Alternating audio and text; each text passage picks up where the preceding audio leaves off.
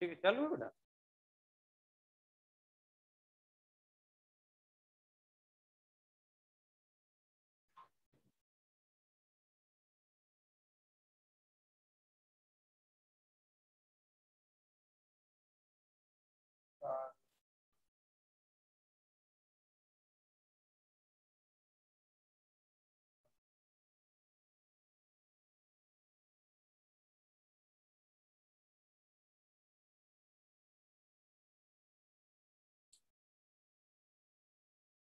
सभी छात्र छात्राएं ध्यान दें।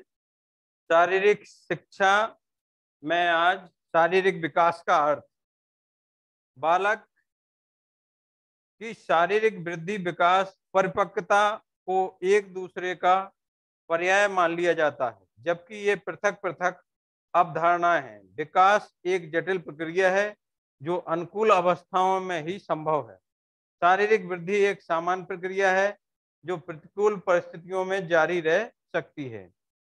शारीरिक विकास की प्रक्रिया आजीवन चलती रहती है। अनेक विद्वानों ने शारीरिक विकास के विभिन्न पहलुओं को दृष्टिगत रखते हुए उनकी भिन्न भिन्न परिभाषाएं दी हैं, जिनमें से कुछ मुख्य परिभाषाएं इस प्रकार हैं। डेवर ने प्रगतिशील परिवर्तन को विकास मानते हुए कहा है कि विकास यह दशा है जो प्रगतिशील परिवर्तन के रूप में प्राणी में सतत रूप से व्यतीत होती है। यह प्रगतिशील परिवर्तन किसी भी प्राणी में भ्रूण अवस्था से लेकर और प्रौढ़ अवस्था तक होता है। यानी प्रगति माने तरक्की, और परिवर्तन माने समाज में नित्य नए नए परिवर्तन होते हैं। कोई ना कोई नई पद्धति, नई टेक्नोलॉजी, नए प्रकार के कार, नई मशीनरी, ऐसी सब चीजें धीरे धीरे ये बढ़ रही हैं और उनका जो है हमें किसी न किसी रूप में हमें उपयोग होता है और उसका हमें लाभ मिलता है। जैसे उदाहरण, पहले लोग खेती हर बखर से करते थे, आज वो सब बंद हो गया, लोग ट्रैक्टर से खेती करने लगे। पहले कटाई जो है मजदूर हाथ से करते थे, लेकिन अब हार्वेस्टर से होने लगी। इसी तरह समाज में अनेक प्रकार के परिवर्तन हुए। शादी विवाह भी पहले कम से कम 3 दिन के होते थे। मेहमान, रिश्तेदार, अन्य लोग तो 15 दिन 20 दिन पहले से आ जाते थे, लेकिन कम से कम 3 दिन तक 3 दिन शादी रहती थी। लेकिन अब 24 घंटे की, 12 घंटे, 6 घंटे, इस तरह से समाज में कोई ना कोई परिवर्तन होते रहते हैं और उनके अनुसार ही हमको चलना होता है। सतत रूप में प्राणी परिवर्तन किसी भी प्राणी में भ्रूण अवस्था से लेकर और प्रौढ़ अवस्था तक होता है। भ्रूण अवस्था यानी जब बच्चा गर्भ में होता है तब उस समय को भ्रूण अवस्था माना गया, और फिर प्रौढ़ अवस्था तक यानी युवावस्था, और फिर जो है शिशु अवस्था, बाल अवस्था, और फिर जो है युवावस्था, युवावस्था के बाद प्रौढ़ अवस्था। तो इस तरह से व्यक्ति का भी सीढ़ी दर सीढ़ी उसमें विकास होता जाता है। इसी प्रकार मुर्नो ने विकास को परिभाषित करते हुए लिखा है, विकास परिवर्तन कड़ी की वह अवस्था है जिसमें जीव भ्रूण अवस्था से लेकर और प्रौढ़ अवस्था तक गुजरता है। इसी प्रकार क्रो एवं क्रो विकास को मनोविज्ञान का एक ही अंग मानते हुए उसे इस रूप में परिभाषित करता है, बाल मनोविज्ञान एवं वैधानिक अध्ययन है जो व्यक्ति के विकास का अध्ययन गर्भ काल के आरंभ से किशोर अवस्था की प्रारंभिक अवस्था तक करता है। इसी प्रकार हरलाक के अनुसार आज बाल विकास मुख्यतः बालक के रूप में व्यवहार, रुचियों, लक्ष्य में होने वाले वशिष्ठ परिवर्तनों की खोज पर बल देता है, जो उसकी एक विकासात्मक अवस्था दूसरी विकासात्मक अवस्था से पदार्पण करते समय होता है। बाल विकास के साथ साथ यह भी खोज करने का प्रयत्न किया जाता है कि यह परिवर्तन कब होते हैं तथा इसका कारण क्या है। परिवर्तन वैधानिक हैं या सार्वभौमिक हैं। इस प्रकार स्पष्ट हो जाता है कि विकास एक ऐसी बहुआयामी प्रक्रिया है जिसके परिणाम स्वरूप गर्भ अवस्था से लेकर मृत्यु यंत्र तक मनुष्य में विभिन्न विशेषताएं, योग्यताओं एवं क्षमताओं एवं सामाजिक, नैतिक, सांस्कृतिक और चारित्रिक दक्षताओं का प्रफुल्लित एवं बलवान होता रहता है। देखिए, वृद्धि और विकास कहने को तो एक दूसरे के पूरक हैं, लेकिन वृद्धि एक निश्चित समय तक होने वाली प्रक्रिया है। वृद्धि एक सीमित समय तक होती है, जहां तक लेखक या श्रेष्ठ या समाज उन्होंने एक निश्चित मापदंड के अनुसार कहा है कि जैसे लड़कियों की वृद्धि 18 वर्ष तक होती है और लड़कों की वृद्धि 22 वर्ष तक होती है। इसी प्रकार विकास जो है एक निरंतर चलने वाली प्रक्रिया है। विकास शारीरिक भी होता है, मानसिक भी होता है, सामाजिक भी होता है, आर्थिक भी होता है और अनेक प्रकार और भी हैं विकास के। तो इसलिए जब तक व्यक्ति का जीवन रहता है तो कुछ ना कुछ परिवर्तन होते रहते हैं और वो परिवर्तन नए रूप के होते हैं, इसलिए उनको हम विकास कहेंगे। यानी कोई ना कोई योग्यताएं, क्षमता या सामाजिक, नैतिक, सांस्कृतिक, चारित्रिक दक्षताओं का आदान प्रदान होता रहता है। विकास के नियम एवं सिद्धांत। विकास विभिन्न अवस्थाओं में होते विकास विभिन्न अवस्थाओं से होते हुए आगे बढ़ता है। बालक का विकास परिपक्वता तक पहुंचने के लिए विशेष अवस्थाएं पार करता है। इन अलग अलग विकास अवस्थाओं की अपनी अलग अलग विशेषताएं होती हैं। इन विशेषताओं के कारण ही ये विकास अवस्थाएं एक दूसरे से भिन्न होती हैं।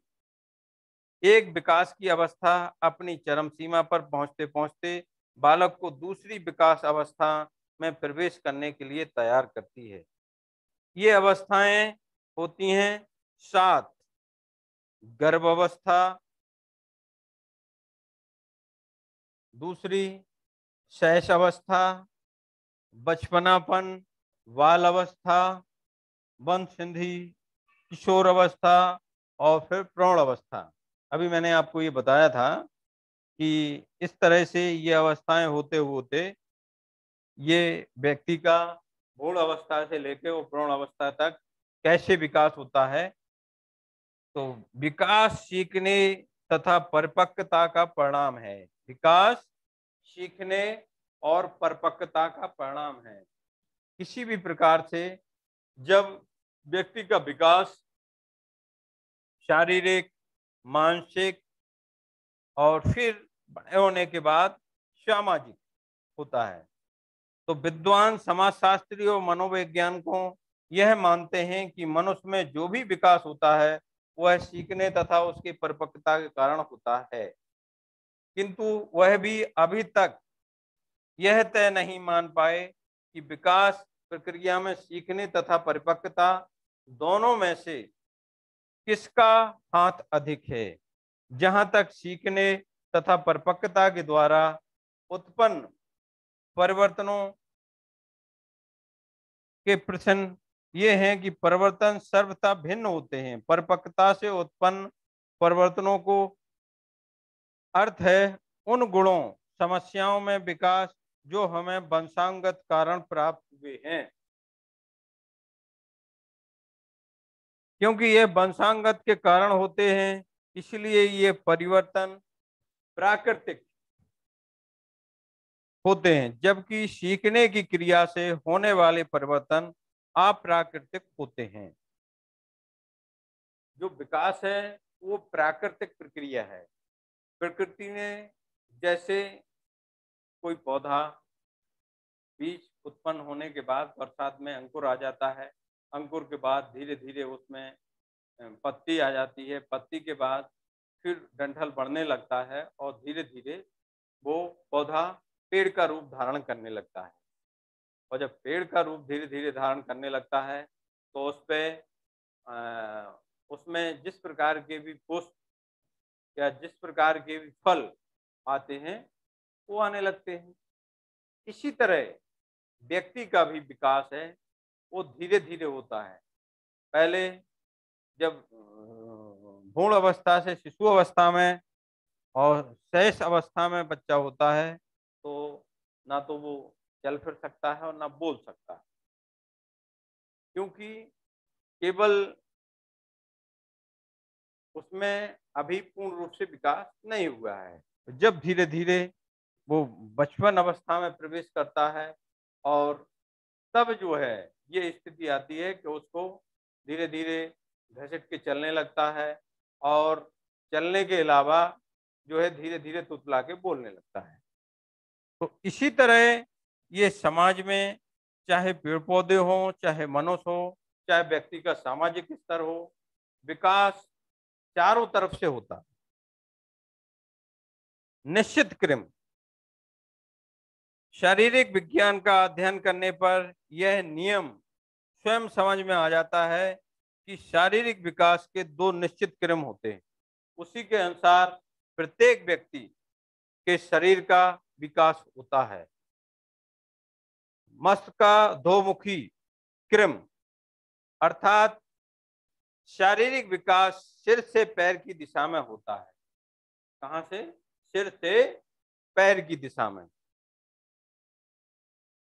शिशु का जन्म भी इसी क्रम में होता है। पहले सिर, फिर धड़ और अंत में पैरों के क्षेत्र का विकास होता है।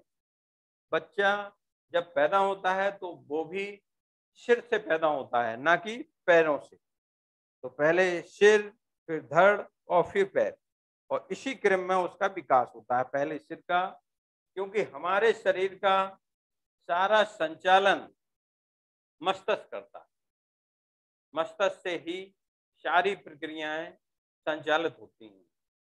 व्यक्ति को अगर चलते चलते पैर में कांटा चुभ जाता है तो सबसे पहले संकेत मस्तिष्क के ऊपर जाता है, और मस्तिष्क जब शरीर की हलचल से हाथ को आदेश देता है कि देखिए पैर में कांटा चुभ गया है, तो व्यक्ति हाथ से देखता है। इसी तरह अगर हमारी पीठ में जो अंग हम देख नहीं सकते हैं लेकिन एहसास होता है उनका, जैसे हमारी पीठ में मच्छर ने काट लिया तो उसका भी हमें लगा कि किसी ने काट लिया, तो इसका एहसास सबसे पहले हमारी मस्तिष्क को होता है, और मस्तिष्क के द्वारा ही फिर हम आगे की हलचल करते हैं। तो इसी क्रम में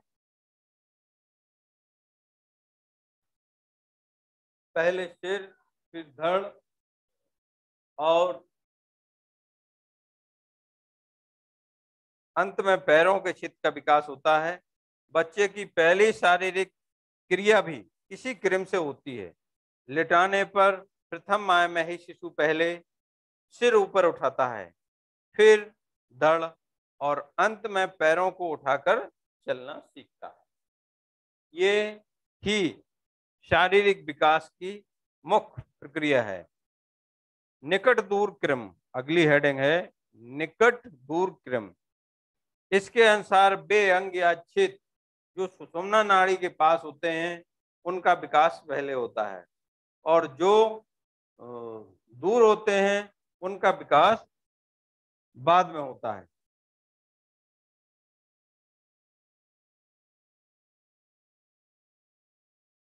और जो उससे दूर होते हैं उनका विकास बाद में होता है। यह क्रम शारीरिक, मानसिक प्रत्येक विकास में चलता है। इसी प्रकार आज हम इस चैप्टर को यहीं ख़त्म करते हैं। आप लोग इसको अपनी नोटबुक में अपने हिसाब से जो हमने आज प्रश्न उत्तर दिए हैं, उनको आप नोट कर लें और शेष जो रह गया है उसको नेक्स्ट कल पढ़ाएँ।